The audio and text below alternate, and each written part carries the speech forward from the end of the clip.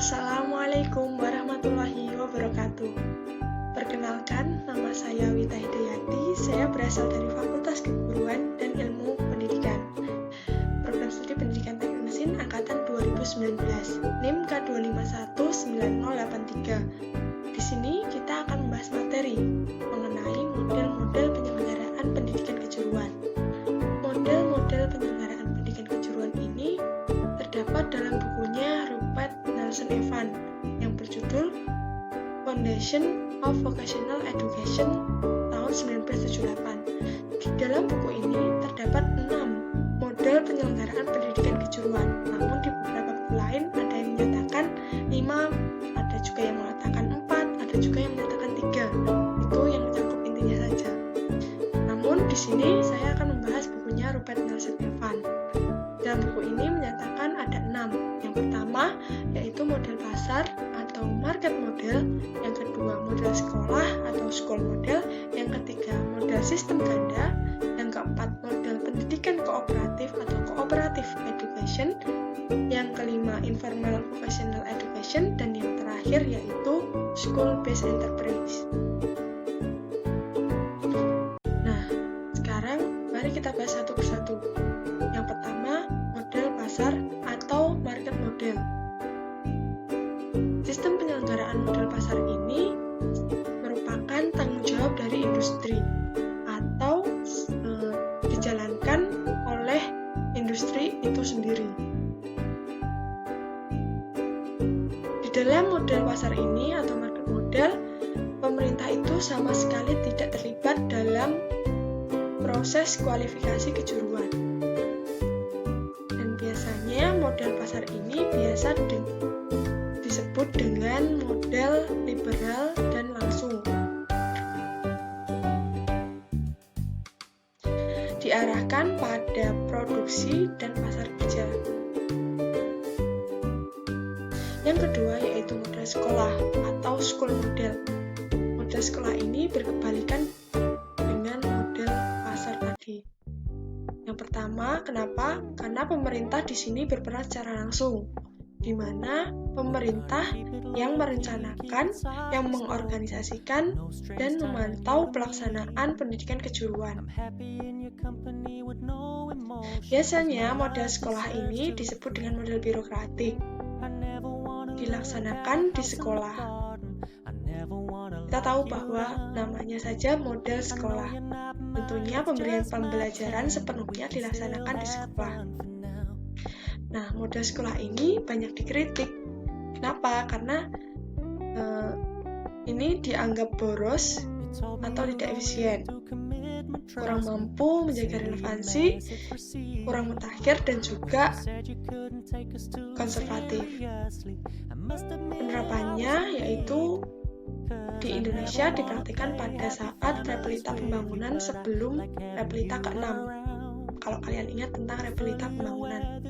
Nah, setelah realita pembangunan ke-6, Indonesia menerapkan model sistem ganda atau dual system ini, di mana perpaduan antara model pasar dan juga model sekolah. Model sistem ganda atau dual system ini merupakan kombinasi pemberian pengalaman belajar di sekolah dan pengalaman kerja di dunia usaha. Ini akan memberikan pengalaman yang lebih bermakna karena yang telah diajarkan itu dikemas menjadi pelajaran yang tersistem, terpadu, dan lebih konkret. Banyak diperhatikan di Jerman, Swiss, dan Austria. Umumnya memiliki lulusan kerja yang memiliki kemampuan tinggi. Nah, PSG ini di Indonesia biasanya disebut dengan praktek kerja lapangan atau magang. PSG mengandung beberapa pengertian, yaitu yang pertama, gabungan subsistem pendidikan di sekolah dan pendidikan di dunia kerja atau industri. Yang kedua, program pendidikan secara khusus bergerak dalam penyelenggaraan pendidikan keahlian profesional. Lalu yang ketiga yaitu penyelenggaraan program pendidikan di sekolah dan dunia kerja dipadukan secara sistematis dan sinkron sehingga mampu mencapai tujuan pendidikan yang telah ditetapkan. Yang keempat yaitu proses penyelenggaraan pendidikan kejuruan di dunia kerja lebih ditekankan pada kegiatan bekerja sambil belajar atau learning by doing secara langsung pada keadaan yang nyata. Model penyelenggaraan pendidikan selanjutnya yaitu model pendidikan kooperatif atau cooperative education. Model penyelenggaraan pendidikan kooperatif ini adalah pendidikan kejuruan yang diselenggarakan bersama antara sekolah dan juga perusahaan. Model pendidikan kooperatif ini terbagi menjadi dua, yaitu School and Enterprise dan Training Center and Enterprise. School and Enterprise yaitu pendidikan kejuruan yang merupakan tanggung jawab bersama antara sekolah dengan industri. Sedangkan Training Center and Enterprise ini seperti magang-magang di perusahaan atau praktik kerja industri. Pendidikan kooperatif tersebut tentunya memiliki karakteristik sebagai berikut. Yang pertama, dilindungi oleh undang-undang yang kuat, sehingga baik di industri maupun sekolah itu memiliki ikatan yang legal yang harus dipatuhi. Yang kedua, memadukan pengajaran yang berorientasi pada kerja atau pada lapangan kerja atau occupational oriented instruction di sekolah dan pengalaman belajar yang berkaitan dengan pekerjaan atau work related learning experience di industri. Kegiatan ini direncanakan dan disupervisi dengan baik. Yang keempat, karakteristiknya yaitu adanya pengaturan waktu antara dua kegiatan secara berlapis dan berulang, yang memungkinkan siswa dapat belajar di sekolah sambil bekerja di industri.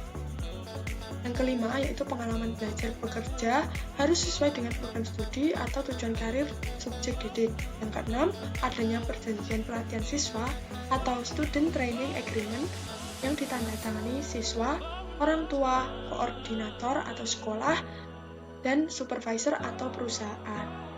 Yang terakhir yaitu diberikannya upah kepada siswa yang sedang bekerja oleh perusahaan yang bersangkutan. Ini menurut Hammer and Woolsey tahun 1983.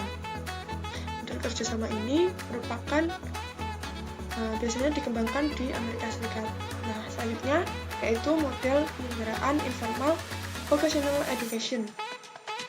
Sistem ini terlahir dengan sendirinya atas inisiatif pribadi atau kelompok untuk memenuhi keterampilan yang tidak dapat dipenuhi di pendidikan formal, atau bisa dibilang ini merupakan pendidikan kejuruan yang tidak formal.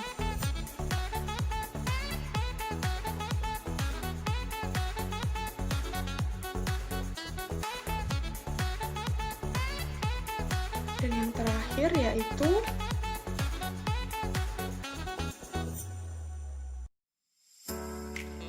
model penyelenggaraan pendidikan kejuruan School-Based Enterprise. Di Indonesia, School-Based Enterprise ini disebut dengan unit produksi. Jadi, jika kalian melihat ada SMK yang memiliki bengkel, nah itu berarti SMK-nya menerapkan School-Based Enterprise. Di mana pada dasarnya SMK tersebut mengembangkan dunia usaha di sekolahnya dengan maksud atau tujuan untuk menambah penghasilan sekolahnya dan juga untuk menambah pengalaman kerja yang benar-benar nyata pada siswanya. Model ini dilakukan untuk mengurangi ketergantungan sekolah kepada industri dalam pemberian pelatihan kerja, dikarenakan pada daerah tertentu itu tidak ada industrinya atau selama kelesuan ekonomi sehingga beberapa industri terpaksa tutup. Nah, demikianlah materi yang bisa saya sampaikan. Semoga bisa bermanfaat dan menjadi pembelajaran. Sekian dan terima kasih atas perhatiannya. Sampai jumpa di next video.